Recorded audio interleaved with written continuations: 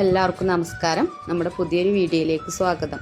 അപ്പോൾ ഇന്ന് ഞാൻ വന്നിട്ടുള്ളത് ഒരു പാവയ്ക്ക വെച്ചുള്ള ഒരു ഫ്രൈ ഉണ്ടാക്കുന്ന വീഡിയോയുമായിട്ടാണ്. വളരെ ഈസി ആയിട്ടും അതുപോലെ തന്നെ പെട്ടെന്ന് നല്ല ടേസ്റ്റോട് കൂടി ഉണ്ടാക്കിയെടുക്കാൻ പറ്റും. ചോറിൻ്റെ കൂടെയൊക്കെ സൈഡ് ഡിഷായിട്ട് കഴിക്കാൻ പറ്റുന്ന നല്ലൊരു പാവയ്ക്ക ഫ്രൈയുടെ റെസിപ്പിയുമായിട്ടാണ് വന്നിട്ടുള്ളത്. അപ്പോൾ എല്ലാവരും വീഡിയോ മുഴുവനായിട്ടും കാണണം. വീഡിയോ കാണുന്ന സമയത്ത് ഇഷ്ടപ്പെടുകയാണെങ്കിൽ ലൈക്ക് ചെയ്യാനും ഷെയർ ചെയ്യാനൊന്നും മറക്കരുത്. അപ്പോൾ എങ്ങനെയാണ് ഈ പാവയ്ക്ക ഫ്രൈ ഉണ്ടാക്കുന്നത് നോക്കാം. അതുപോലെ തന്നെ നമ്മുടെ ചാനൽ സബ്സ്ക്രൈബ് ചെയ്യാനും മറക്കരുത്. നേരെ വീഡിയോയിലേക്ക് പോകാം.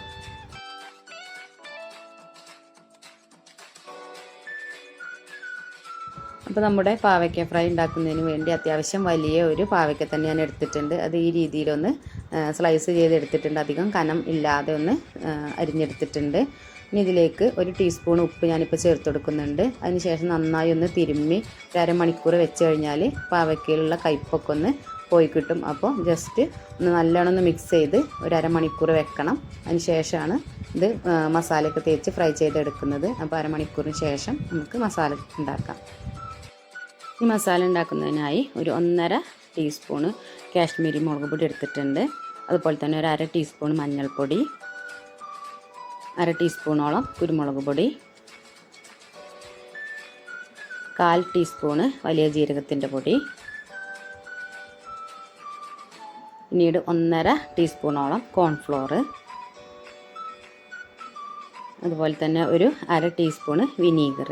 ഇത്രയും കാര്യങ്ങൾ ചേർത്ത് കൊടുത്ത് നന്നായി ഇളക്കി കൊടുക്കണം. ആവശ്യത്തിന് വെള്ളം കൂടി ഒഴിച്ച് നന്നായി ഒരു പേസ്റ്റ് രൂപത്തിലാക്കി എടുക്കുകയാണ് ചെയ്യുന്നത്.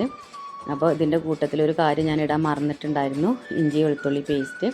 അത് ഞാൻ ഈ സമയത്ത് ഇട്ട് കൊടുത്തിട്ടുണ്ട്. ഇനി അതും കൂടി നന്നായി മിക്സാക്കി എടുത്ത് ആവശ്യത്തിന് വെള്ളം കൂടി ഒഴിച്ചൊരു പേസ്റ്റ് രൂപത്തിൽ ആക്കിയെടുക്കുകയാണ് ചെയ്യുന്നത്.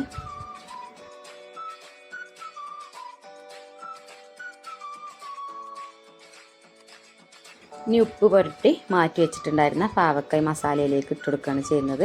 പാവക്കയിൽ നിന്ന് വെള്ളമൊക്കെ ഇറങ്ങി അതിൻ്റെ കയ്പ്പൊക്കെ പോയിട്ടുണ്ടാവും. ഇനി പാവക്ക നന്നായി ഇട്ട് കൊടുത്ത് മസാലയിൽ മിക്സ് ചെയ്ത് ഒരു അരമണിക്കൂർ അല്ലെങ്കിൽ ഒരു 15 മിനിറ്റ് കുറഞ്ഞതൊന്ന് മസാലയൊക്കെ ഒന്ന് പിടിക്കാൻ വേണ്ടി വെക്കണം. അതിന് ശേഷമാണ് ഫ്രൈ ചെയ്തെടുക്കുന്നത്. അപ്പോൾ നന്നായി ഒന്ന് മിക്സാക്കി എടുക്കുന്നുണ്ട്. മസാലയും അതുപോലെ തന്നെ പാവക്കയൊക്കെ നന്നായി ഒന്ന് മിക്സാക്കി എടുക്കുന്നുണ്ട്.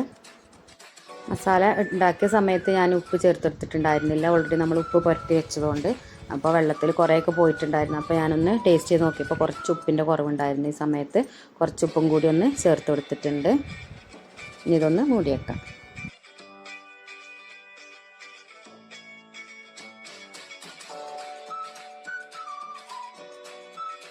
മസാല തേച്ച് വെച്ചിട്ട് ഒരു അരമണിക്കൂറൊക്കെ ആയിട്ടുണ്ട്. ഇനി ഇത് ഫ്രൈ ചെയ്തെടുക്കാം. അതിന് വേണ്ടി ഒരു പാന് ചൂടാക്കിയതിലേക്ക് ഒരു 3 ടേബിൾ സ്പൂണോളം ഓയിൽ ഒഴിച്ച് കൊടുക്കുന്നുണ്ട്. അതിന് ശേഷം ഇത് പാവയ്ക്ക ഇട്ട് കൊടുക്കുകയാണ് ചെയ്യുന്നത്. ഇട്ട് കൊടുത്തിട്ട് തിരിച്ച് മറിച്ചിട്ട് 2 ഭാഗം ഫ്രൈ ചെയ്തെടുക്കുക. 2 ബാച്ചാക്കിയിട്ടാണ് ഞാൻ ഫ്രൈ ചെയ്തെടുക്കുന്നത്. അപ്പോൾ ഇത് ഫസ്റ്റ് ബാച്ചാണ്. ഇത് ഫ്രൈ ആയതിനു ശേഷം അടുത്ത ബാച്ചും കൂടി ഇട്ട് ഫ്രൈ ചെയ്തെടുക്കുകയാണ് ചെയ്യുന്നത്.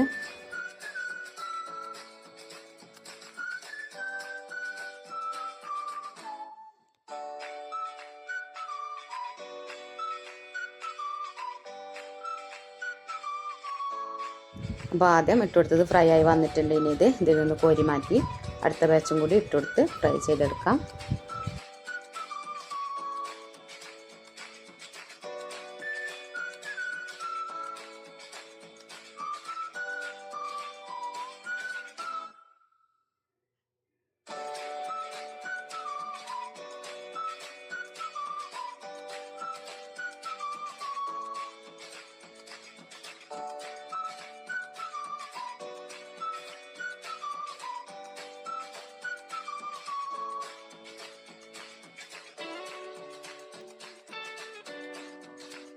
അപ്പോൾ എപ്പോഴും പറയുന്ന പോലെ തന്നെ നമ്മുടെ ചാനൽ സബ്സ്ക്രൈബ് ചെയ്ത് സപ്പോർട്ട് ചെയ്യാൻ ആരും മറക്കരുത്.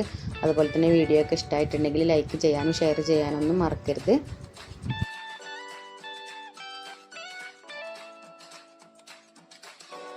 ഇപ്പോൾ നമ്മുടെ പാവയ്ക്ക മുഴുവനായും ഫ്രൈ ആയി വന്നിട്ടുണ്ട്. ഇനി എണ്ണയിൽ നിന്ന് കോരി മാറ്റാവുന്നതാണ്.